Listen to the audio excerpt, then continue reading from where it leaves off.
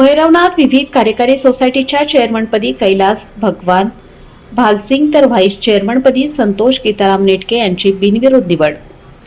दौंड तालुक्यातील भैरवनाथ विविध कार्यकारी सोसायटीच्या चेअरमनपदी कैलास भगवान भालसिंग तर व्हाईस चेअरमनपदी संतोष गीताराम नेटके यांची बिनविरोध निवड करण्यात आली. संतोष दळवी व मंदा खेडेकर यांनी आपल्या पदाचा राजीनामा दिल्याने ही निवडणूक घेण्यात आली होती. ही निवडणूक दौंड येथील सहाय्यक निबंधक कार्यालयात पार पडली.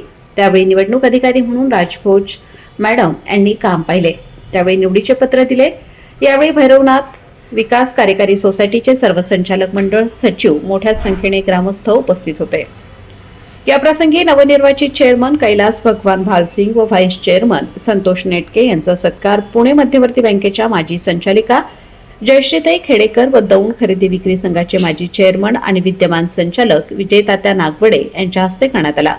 यावेळी नवनिर्वाचित चेअरमन व व्हाईस चेअरमन म्हणाले की संचालक मंडळाला आणि सभासद यांना विश्वासात घेऊनच कामे करणार असल्याची माहिती दिली.